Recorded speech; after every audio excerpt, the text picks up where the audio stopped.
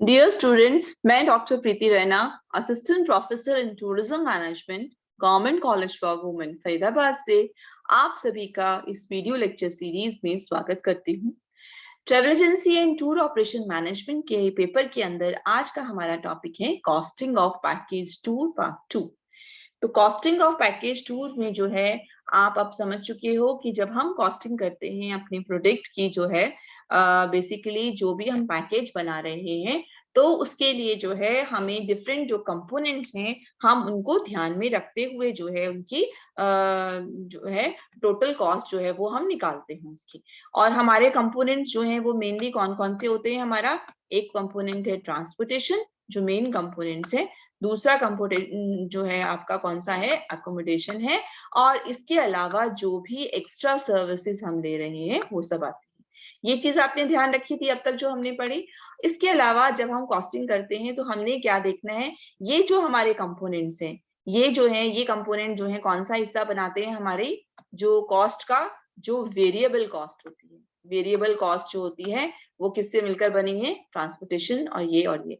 इसके अलावा एक हमारी एक कॉस्ट और होती है जिसको क्या बोलते हैं हम, फिक्स्ड कॉस्ट बोलते हैं। फिक्स्ड कॉस्ट कौन सी थी, जो भी हमारी एडमिनिस्ट्रेटिव कॉस्ट थी, जो हमारी मार्केटिंग की कॉस्ट थी, ठीक है, और इसके अलावा जो भी हमारे मिसलेनियस खर्चे थे या स्टाफ की सैलरी है, मैनेजर की जो सैलरी है, वो सारे के सारे कौन से हैं आपके फिक्स्ड कॉस्ट हैं। तो इस तरह से जो है हम इसको कर रहे हैं। तो हम जो है अपनी जो आइटनरी जो है हमने जो ली थी कि जो क्लाइंट जो हैं उनको दिल्ली से आते हैं, उन्हें आगरा भी विजिट करना है और उसके साथ में उन्हें श्रीनगर भी जाना है। तो चलिए हम उसी आइटनरी को सबसे पहले देखकर उसको कॉस्टिंग करना शुरू करते हैं। तो ये है हमारी बेसिक आइटनरी कि ये ध्यान रखिए हमारी सबसे पहला स्टेप हमारा आइटनरी बनाने का होता है। उसके बाद जो है हम बाकी जो है उसको असेसमेंट करते हैं, किस बेसिस पर कॉस्टिंग जो है हमने करनी होती है। तो हम जो है हमारे को जो ये आइटनरी जो हमने बनाई है वो हमें क्या दिखाती है कि जो डे 1 है उसमें जो है क्लाइंट जो है वो दिल्ली के अंदर जो है पहुंचता है और उसके बाद में जो है वो फ्लाइट से जो है एयर इंडिया की फ्लाइट से आया है, 6:30 बजे पहुंचेगा अराइवल दिल्ली एयरपोर्ट पर। यहाँ से उसको ट्रांसफर कर दिया जाएगा होटल के लिए और आफ्टरनून के अंदर वो सिटी टूर करेगा। उसके बाद ओवरनाइट वो होटल के अंदर ही रुकेगा। दूसरे दिन जो है हमने देखते हैं कि दिल्ली के अंदर ही वो रह रहा है, उसको फुल डे साइट सीइंग चाहिए और वो किससे चाहिए, एसी कोच से चाहिए। इसी तरह तीसरे दिन जो है वो आगरा के अंदर है और जाना है उसको दिल्ली से आगरा। तो दिल्ली से आगरा के लिए फ्लाइट नंबर है IC301, सुबह 6:30 चलती है। फ्लाइट ही विल फ्लाई टू आगरा। यहाँ से उसको ट्रांसफर किया जाएगा आगरा पहुंचने पर होटल ताज में वो रुक रहा है। उसके बाद वो आफ्टरनून सिटी टूर करता है और आधा जो है ओवरनाइट जो है वो होटल के अंदर ही रुकता है। चौथे दिन वो जो एक्सकर्शन के लिए जाता है फतेहपुर सीकरी और जो है फतेहपुर सीकरी से जो है उसके बाद में वो वहां से फ्लाइट ले लेगा अपनी दोपहर शाम की फ्लाइट जो है उसकी कहाँ के लिए है, दिल्ली के लिए। तो ट्रांसफर किया जाएगा उसको एयरपोर्ट के लिए। दिल्ली से की फ्लाइट लेता है, दिल्ली पहुंच जाएगा और ओवरनाइट स्टे करेगा होटल के अंदर। पांचवें दिन वो दिल्ली के अंदर ही है बेसिकली और अब उसको कहाँ जाना है, श्रीनगर। तो पांचवें दिन वो दिल्ली से श्रीनगर जाता है, सुबह फ्लाइट लेता है वो अपनी IC5030 और उसको ट्रांसफर किया जाता है एयरपोर्ट के लिए। वहां से वो श्रीनगर पहुंचता है। श्रीनगर एयरपोर्ट में उसको वहां से डीलक्स हाउस बोट में पहुंचाया जाता है। उसके बाद जो आधा दिन उसके पास में फ्री बचता है उसके लिए उसको एक्सकर्शन कराया जाता है, सिटी घुमाया जाता है और ओवरनाइट वो फिर से होटल के अंदर रुक जाता है। छठा दिन वो श्रीनगर के अंदर ही है, तो कोई एयरलाइन की कनेक्टिविटी नहीं है और वो श्रीनगर के अंदर पूरा जो है साइट सीइंग करता है इस शहर का और उसके बाद ओवरनाइट होटल के अंदर होता है। इसी तरह से सातवें दिन जो है वो श्रीनगर से दिल्ली की फ्लाइट ले लेता है, तो उसका सेक्टर दिल्ली आ जाता है। IC5010 से वो वापस आ जाता है दिल्ली और उसको 7:30 बजे उसके बाद में जब वो दिल्ली आता है तो दिल्ली से उसको डायरेक्टली जो है बेसिकली ट्रांसफर किया जाता है एयरपोर्ट के लिए। तो जो है आपका जो है जो उसने किया, ये बेसिकली श्रीनगर से दिल्ली की जो फ्लाइट थी वो सुबह 7:30 बजे की थी, तो उसको एयरपोर्ट पहुंचाया गया, वहां से वो दिल्ली पहुंचा, और दिल्ली एयरपोर्ट से अब उसको होटल नहीं जाना है, अब कहाँ जाना है, क्योंकि उसको वापस अपने घर जाना है। ये क्लाइंट न्यूजीलैंड से आया था, तो ये वापस अपने घर जो है वो चला जाता है। तो इस पर्टिकुलर आइटनरी की अब हम एक तरह से जो है इसका कॉस्टिंग करके देखेंगे कि कॉस्ट जो है इसकी हम कैसे निकाल सकते हैं, राइट। तो अब सबसे पहले मैं एक बार आपको, क्योंकि जो लास्ट क्लास में हमने किया था, मैं आपके लिए रिपीट कर रही हूँ ताकि आपको पूरा तरह से समझ में आ जाए। इस पर्टिकुलर टूर के अंदर जो हमारा ट्रांसफर है वो किससे हुआ था, एसी कोच से। जैसे आपको याद है, साइट सीइंग के लिए भी एसी कोच लिया गया, होटल के लिए 5 स्टार होटल लिया गया, और वो भी कैसे था, ट्विन शेयरिंग बेसिस पर था। श्रीनगर में ये रुका, डीलक्स हाउस बोट ली इसने, और जो एयरलाइंस की जो सर्विसेज ली हैं वो उसने कौन सी ली है, इकोनॉमी क्लास। तो एयरलाइंस में सर्विसेज जो होती हैं, एक होती है बिजनेस क्लास जिसके चार्जेस ज्यादा होते हैं, और दूसरी होती है इकोनॉमी क्लास जिसके चार्जेस कम होते हैं, ठीक है। और थोड़ा सा डिफरेंस और होता है, सर्विसेज का डिफरेंस होता है। इसके अलावा जो टूर कोड है, न्यूजीलैंड का जो हमारा ग्रुप है, हमने उसका एक टूर कोड रख दिया, और उसका जो है कोई भी टूर कोड रख सकते हो। और ये कैसा ग्रुप है, इंक्लूसिव ग्रुप टूर है, क्योंकि हमने इसमें सारी सर्विसेज शामिल की हैं।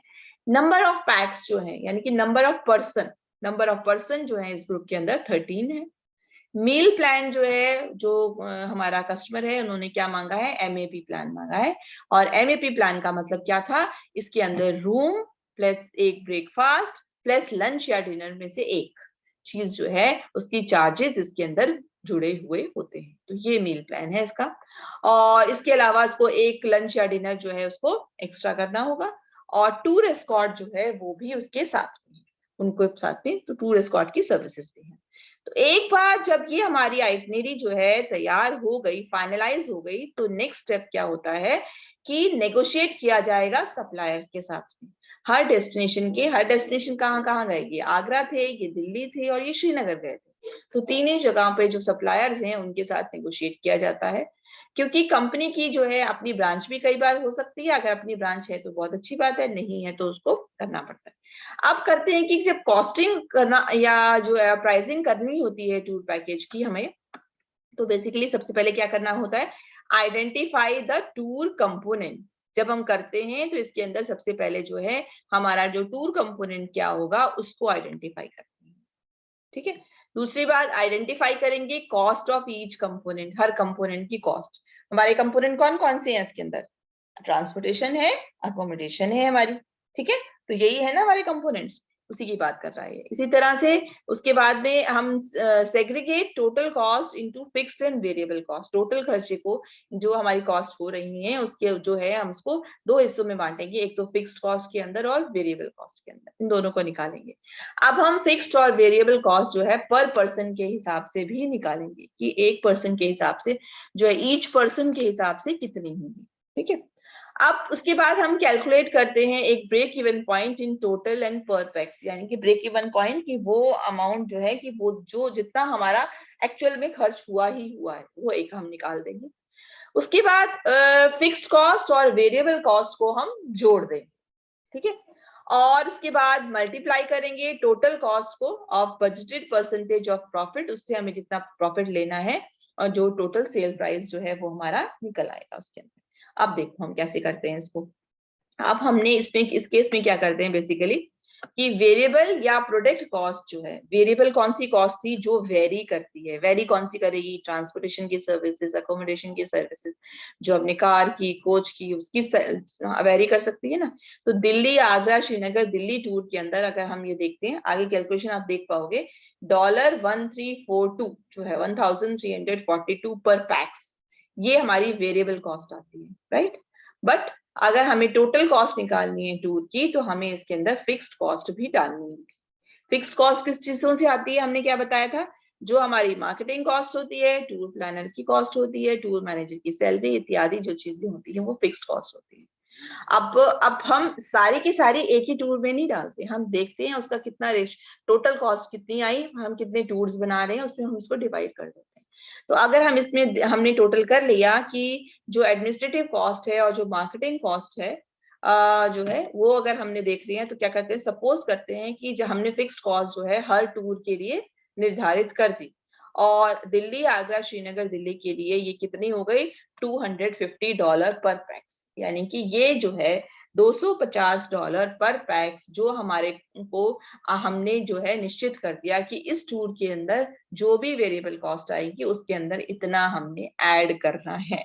ठीक है, तो अब आ गई हमारी वेरिएबल कॉस्ट, हमने कितनी निकाली थी 1342, इसके अंदर हमने फिक्स कॉस्ट डाल दी, तो ये जो हमारा अमाउंट आ गया 1592, ये हमारी टोटल कॉस्ट आ जाती है। ठीक है, तो ये क्लियर हो गया आपको।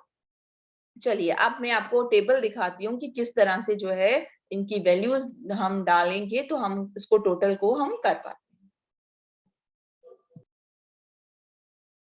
चलिए अब आप ध्यान से देखिए कि हमने बोला कि हमारा इंक्लूसिव टूर है, उसी तरह से rate of exchange, tour code, number of PACS, जो भी चीजें हैं वो हम डाल देते हैं, मील प्लान भी लिख दिया, इससे जो है ये हो गया। अब आप नीचे वाला क्वेश्चन देखो, हमने जो हमारी आइटनरी थी जितने डेज की उतने डेज हमने यहाँ डाल दिए, जो जो सेक्टर हमने आइटनरी में डाले थे वो एज इट इज डाल दिए, जिस डे में वो जहां पर होगा वो भी डाल दिया।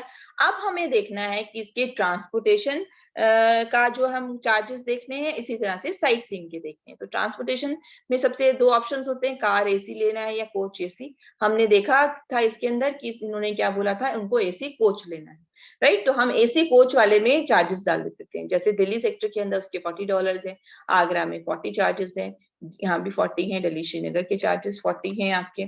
ठीक है, और इसी तरह श्रीनगर दिल्ली के चार्जेस जो है 40 है, ये हमारे ट्रांसफर चार्जेस हैं। अब हम साइट सीइंग वाला हिस्सा लेंगे, साइट सीइंग जब उसको करनी है, कोच जो है उसको करना है, तो ये हमने फिर चार्जेस यहाँ पर डाल दिए, $30, 45 या 55 है या 55 है या 35 है, इस तरह से जो है हमने जो है टोटल जो है उसका हमने डाल दिया, राइट। अब हमने होटल का लेना है, सिंगल रूम का या डबल रूम का। तो सिंगल रूम का जैसे अगर हम देख रहे हैं आता है आपका 80 + 60 जो है 140 पड़ता है, और डबल रूम का $170 पड़ता है हमारा। और दिल्ली के अंदर जैसे फिर से है आपका 145 जो है आपके ये चार्जेस हैं जो आपका सिंगल के हिसाब से आ रहे हैं। सिंगल मतलब ये आ रहा है कि अगर हम 2 सिंगल रूम ले लेंगे तो हमारा चार्जेस जो है इतना आ जाएगा, और डबल रूम का चार्जेस जो है वो हमारा इतना आ रहा है, 175 आ रहा है। ठीक है, एक्स्ट्रा में आ गया जो हमें लोकल गाइड की जरूरत है, जैसे ताज पर हमें जो है जब ताजमहल जाते हैं तो एक्स्ट्रा गाइड की जरूरत है, तो वो हमने पर पैक्स जो है उनको $2 देनी पड़ेंगी, ये खर्चा आ गया। और इसी तरह से श्रीनगर के अंदर भी हमें लोकल गाइड लेना पड़ रहा है जो है 5 तारीख के अंदर, ये भी आ गया। तो ये क्लियर हो गया।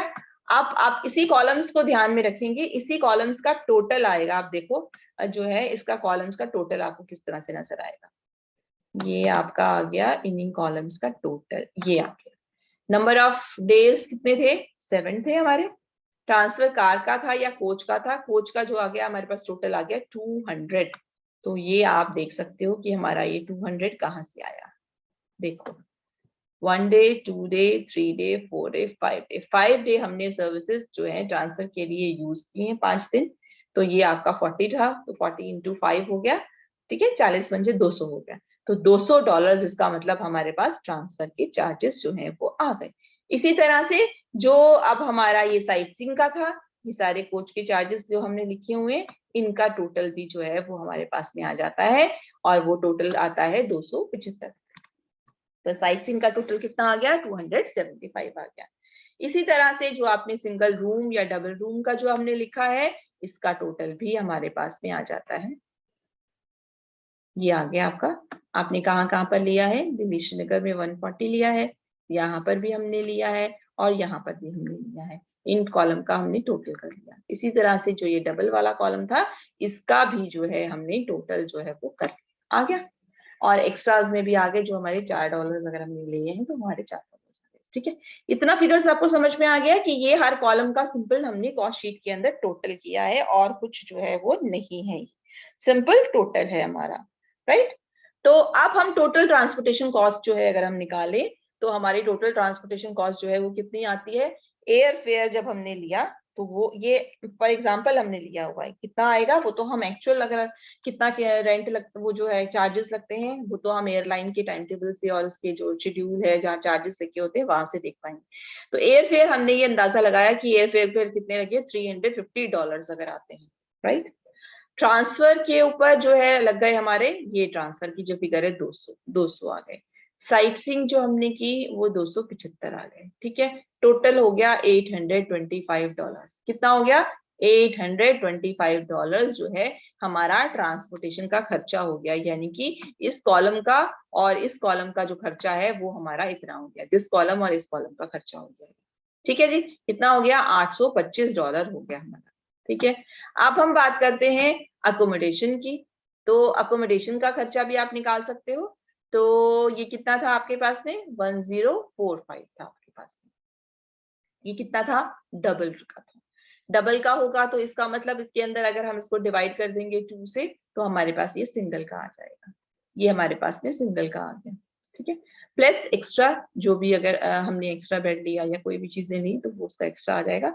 ये जो हमारा था एक्स्ट्रा जो था हमारा, एक तरह से टोटल कॉस्ट अब हमारे पास कितनी आ गई? ये फिगर 825 है, यहाँ ये गलती से 3 लिखा गया, इट इज 5, ये 5 है अब हमारे पास। तो टोटल कॉस्ट हमारी कितनी हो गई? टोटल कॉस्ट हो गई हमारी अकोमोडेशन की कॉस्ट प्लस इसकी कॉस्ट, यानी कि 523 रुपए प्लस 825 रुपए, 825 है ये, और ये 4 जो एक्स्ट्रा थे ये 4 के आ गए। इसका टोटल कितना आ गया? $1342 पर पैक्स। यही नंबर निकाला था हमने अभी जब हमने देखा था, तो यही नंबर था ना कि उसका चार्जेस पर पैक्स कितना आता है? 1342 पर पैक्स आता है, राइट। तो ये एक तरीका होता है आपका। और इसके अंदर अब हम क्या ऐड कर देंगे? इसके अंदर हम क्या ऐड करेंगे? जो हमने फिक्स कॉस्ट निकाली, फिक्स कॉस्ट कितनी निकाली थी? 250 निकाली थी। तो 250 प्लस ये कॉस्ट जो हमारा आएगा वो टोटल कॉस्ट हो जाएगी। वो क्या होगी? हमारी टोटल कॉस्ट हो जाएगी। पर हमारा सेलिंग प्राइस क्या होगा? वो हमारी टोटल कॉस्ट होगी। अब सेलिंग प्राइस के अंदर के निकालने के लिए जितना भी 5% 10% जो हमने प्रॉफिट ऐड करना है वो ऐड करेंगे और वो हमारा सेलिंग प्राइस निकल जाएगा। एक चीज और यहाँ बताई हुई है, ये भी ध्यान से देख सकते हो, सिंगल रूम सप्लीमेंट निकालने का तरीका। भाई अगर आपने देखना है कि मैं 2 सिंगल रूम लूंगा तो मेरे लिए ठीक है, या डबल रूम लूंगा तो मेरे लिए ठीक है, उसके लिए आप निकाल सकते हो सिंगल रूम का खर्चा माइनस डबल रूम बटे 2।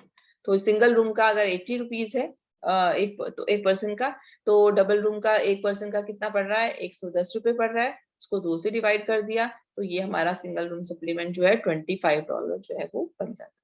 बाकी इसका कोई आपको कैलकुलेशन नहीं करना, आप बस इसका ध्यान रखिए कि ये है 1342, और 1342 के अंदर आप मिला दो 250, तो कितना बन जाएगा? 15, यही है ना, और 1592 जो है हमारा टोटल ये अमाउंट आ जाएगा हमारा, प्लस फिक्स कॉस्ट डाल के जो अगर हमने डाल देंगे तो हमारा इतना अमाउंट आ जाएगा।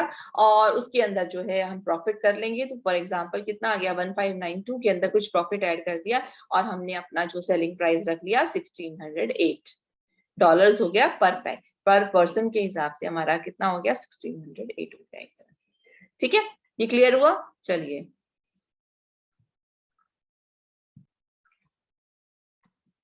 इसी तरह से आप अपनी एक्सरसाइज के लिए एक दूसरी एक्सरसाइज भी कर सकते हो, जो कि आप अगर निकालना चाहें कि भाई मैं दूसरे केस में जो है, अगर हम ये एज्यूम करें कि अमेरिकन टूरिस्ट है जो कि टूरिस्ट प्लेसेस देखना चाहता है कलकत्ता के अंदर, पोर्ट ब्लेयर के अंदर, और वापस कलकत्ता आना चाहता है, तो उसके लिए एक टूर पैकेज बनाया जाए। तो मैं आपको टूर पैकेज जैसे मैं आपको बता रही हूँ कि आप टूर पैकेज ऐसे बना सकते हो, और उसके बाद आप खुद से इसको कैलकुलेट भी करके जो है वो देख सकते हो। तो जैसे कि हमने एक पैकेज बनाया, डे आपने कोई भी रखा क्योंकि ये पुरानी डेट का है, तो ये 2000 जो आपका 4 आ रहा है यहाँ पर, वो आपकी डेट आपके अकॉर्डिंगली जो है वो हो सकती है। फर्स्ट डे पे वो कलकत्ता है, कलकत्ता पहुंचा है वो, और फ्लाइट नंबर IC 747 से पहुंचा है सुबह 6:30 बजे।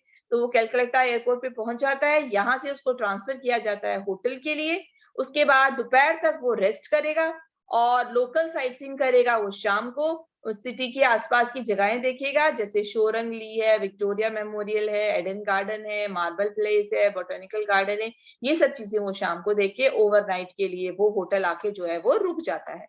दूसरे दिन वो जाता है कलकत्ता से पोर्ट ब्लेयर फ्लाइट से, IC 403 से। उसकी फ्लाइट सुबह की है 5:55 की। तो वो जो है पोर्ट ब्लेयर के लिए फ्लाइट लेता है कलकत्ता से। वहां पर जो है उसको एयरपोर्ट पहुंचने पर होटल पहुंचा दिया जाता है, और आफ्टरनून के अंदर जो वो आसपास के जो अट्रैक्शन है शहर के, जैसे कि वहां पर एंथ्रोपोलॉजिकल म्यूजियम है, मैरीन म्यूजियम है, ट्राइबल कल्चर प्रोग्राम हो रहा है शाम को होटल के अंदर, ये सारी चीजें अटेंड करता है और रात को जो है होटल के अंदर रुक जाता है।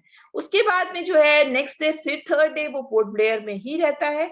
वहां पर पोर्ट ब्लेयर क्या है, बीच टूरिज्म आपको मिलेगा, तो पूरा दिन और कल्चरल प्रोग्राम्स देखता है शाम को, और नाइट जो है ओवरनाइट जो है कहाँ पर होटल के अंदर जो है वो स्टे करता है। उसके बाद चौथे दिन वो पोर्ट ब्लेयर के अंदर जो है ही रहता है और एक्टिविटीज करता है कुछ, जैसे कि वो कौन सी एक्टिविटीज, वाटर स्पोर्ट्स एक्टिविटीज और करता है, विंड सर्फिंग, स्कूबा डाइविंग, ऐसे बहुत सारे कॉम्पिटिशन में पार्टिसिपेट करता है। और बाकी जो शाम का समय जो होता है वो जो वहां पर जो वीविंग आइलैंड है उसको देखने के लिए जाता है, साथ ही वहां पर अंडर वाटर जो एक्टिविटीज हो रही होती हैं उनको एंजॉय करता है, कल्चरल प्रोग्राम देखता है और रात को होटल में रुक जाता है। पांचवें दिन फिर वो कलकत्ता के लिए फ्लाइट ले लेता है, सुबह 7:30 बजे उसकी फ्लाइट है, 7:35 पर उसकी फ्लाइट है, और वो कलकत्ता के लिए डिपार्ट करता है, डिपार्चर फ्लाइट, और यहाँ से अपनी डेस्टिनेशन पर पहुंच जाता है जहां से उसने डेस्टिनेशन जो है वो ली थी। तो ये जो टूर है वो एक एग्जाम्पल है FIT का, जिसके अंदर की अकोमोडेशन, ट्रांसफर और साइट सीइंग जो है वो इंक्लूडेड है। जो रेट्स जो है किसके बेसिस पर होंगे, जो अकोमोडेशन, कार और कोच जो हम सिलेक्ट करेंगे आइटनरी के अंदर, उसके बेसिस पर जो है हमने जो रेट्स जो है वो इसके अंदर लिए हुए होते हैं। ठीक है बच्चों, अब आप जो है खुद से वैसे कोशिश करें, मैं थोड़ा सा आइडिया दे रही हूँ पर मैं फिर भी ये चाहूंगी कि आप खुद से कोशिश करें। Name of tour, tour code number, rate exchange हमने लिख लिया, नंबर ऑफ पैक्स लिख लिया, पीरियड ऑफ लिख लिया, मील प्लान लिख लिया, सब कुछ हम लिख लेते हैं जो भी चीजें हमने लिखनी है। और इसके बाद जो है हम क्या करते हैं, बेसिकली जब हमने दिया, अब आप देखो डे जो है वही 5 दिन का टूर था, हमने 5 दिन के डेज पे डिवाइड कर लिया। पहले दिन कलकत्ता है, दूसरे दिन कलकत्ता से पोर्ट ब्लेयर जा रहा है, फिर पोर्ट ब्लेयर में रुक रहा है, फिर पोर्ट ब्लेयर में रुक रहा है, और फिर पोर्ट ब्लेयर से कलकत्ता वापस आ रहा है, यही था उसका। ट्रांसफर या कोचेज के चार्जेस हमने देखे, कलकत्ता के अंदर $45 है, कलकत्ता से पोर्ट ब्लेयर जाओ तो भी 45 है, ठीक है, और इसी तरह से पोर्ट ब्लेयर से कलकत्ता आओ तो भी 45 है। तो ये हमने देखा कि टोटल जो है हमारा कितना आ जाता है, $180। तो $180 जो है वो खर्च किसके ऊपर होते हैं, ट्रांसफर्स पर होते हैं। साइट सीइंग पे जब हम देखते हैं तो टोटल हमारा आ जाता है $145, तो टोटल $145 खर्च होते हैं। इसी तरह अकोमोडेशन का हम निकाल लेते हैं, सिंगल रूम का भी निकाल लेते हैं और डबल रूम का भी निकाल लेते हैं। प्लान जो भी उसने दिया हो, सपोज उसने जो MAP नहीं दिया हुआ, AP प्लान दिया हुआ है, और एक्स्ट्रा गाइड की कोई सर्विसेज जो है यहाँ पर अवेलेबल जो है वो नहीं है हमारे लिए, ये सारी चीजें जो है हम निकल जाती है हमारी। ठीक है, ये क्लियर हो गया आपको? और इस तरह से अब आप उसका, जैसे हमने वहां टोटल किया था तो यहाँ भी हम इसको टोटल कर सकते हैं। आप किसी भी टूर पैकेज के अंदर जो है हम एक प्रॉफिट तो जरूर लेना चाहते हैं, बट कुछ कई बार कंपनी जो है जो नई होती है ट्रैवल बिजनेस के अंदर, जो कि अपने पैकेजेस को जो है प्राइसिंग करती हैं, वो बहुत ही मिनिमम या ना के बराबर प्रॉफिट रखती हैं। शुरू में जब हम नए बिजनेस में काम करते हैं तो प्रॉफिट बहुत ना के बराबर रखते हैं, क्योंकि जो है अब इसके लिए जो है बेसिकली जो अनएक्सपेक्टेड कॉस्ट होती है, उसकी बेसिस पे जो है, क्योंकि आप जब निकाला, आपने कॉस्टिंग करी आपने, तो कई बार जब आप शुरू में नए पैकेजेस बना रहे हो तो कुछ ऐसे खर्चे जिसका आप अंदाजा नहीं लगा सकते वो खर्चे हो जाते हैं, जिसकी वजह से आपको प्रॉफिट नहीं हो पाता। तो जब आप कुछ एक पैकेजेस बना लेते हैं तब आपको पता रहता है कि क्या एक्स्ट्रा कॉस्ट जो है वो कई बार हो जाती है। तो ये इम्पोर्टेंट है जब हम प्राइस करते हैं किसी भी टूर का, निश्चित करते हैं कि ये ध्यान रखें कि हमें इनफ प्रॉफिट होना जरूरी है और हमारे प्रोडक्ट की इमेज भी मार्केट में बने। तो जो टूर कंपनीज होती हैं वो प्रॉफिट फिक्स निर्धारित करने के लिए बहुत ध्यान रखती हैं। तो बेसिकली जो टूर प्राइसिंग जो है वो डिपेंड किस बात पर करता है, नेचर ऑफ टूर पैकेज के ऊपर। टूर पैकेज कैसा है, मार्केट साइज कैसा है, इस बात पर निश्चित करता है कि हम टूर पैकेज का जो कॉस्ट है वो क्या रखेंगे। कई बार sometimes companies want to keep a low price for survival and market penetration. कई बार कंपनीज जो हैं वो शुरू में मार्केट पेनिट्रेशन का मतलब मार्केट में एंटर करने के लिए भी सोचती हैं कि जो है जितना सरवाइव करने के लिए जरूरी है, जितना रहने के लिए खर्चा निकालने के लिए जरूरी है, उतना ही उसका प्राइस रखती हैं और वो ज्यादा नहीं रखती हैं। तो इसलिए जो है बेसिकली हम कहते हैं कि जो टूर प्राइसिंग जो है वो बहुत सारे फैक्टर्स पर डिपेंड करता है। टूर का जो प्राइस रखा जाता है वो फैक्टर्स इंटरनल भी हो सकते हैं और एक्सटर्नल फैक्टर्स भी हो सकते हैं। जैसे कि वो फैक्टर हो सकते हैं कि प्रोडक्ट किस टाइप का है, प्रोडक्ट का लाइफ साइकिल क्या है, कौन सी स्टेज में है, शुरुआत की स्टेज में, नया लॉन्च हुआ है, काफी दिन से लॉन्च है, या जो भी स्टेज के अंदर है, और टाइप ऑफ टूरिस्ट मार्केट्स क्या है, डेस्टिनेशन कौन सी है, नेचर ऑफ मार्केट क्या है, कंपटीशन क्या है, सीजनलिटी कौन सी चल रही है, ऑफ सीजन है या पीक सीजन है, और नेशनल टूरिज्म पॉलिसी का भी ध्यान रखना पड़ता है, पॉलिटिकल कंडीशंस और वर्ल्ड इवेंट्स का भी ध्यान रखना पड़ता है। तो जब हम टूर प्राइसिंग करते हैं तो इन सभी एलिमेंट्स का ध्यान रखना जरूरी है। कौन कौन से एलिमेंट्स? दोबारा से, इंटरनल फैक्टर्स और एक्सटर्नल फैक्टर्स। ये क्या है? नेचर ऑफ प्रोडक्ट क्या है, लाइफ साइकिल क्या है प्रोडक्ट का, टाइप ऑफ टूरिस्ट मार्केट्स कौन से हैं, डेस्टिनेशंस कौन सी हैं, नेचर ऑफ मार्केट क्या है, competition, seasonality, national tourism policy, political conditions और वर्ल्ड इवेंट्स।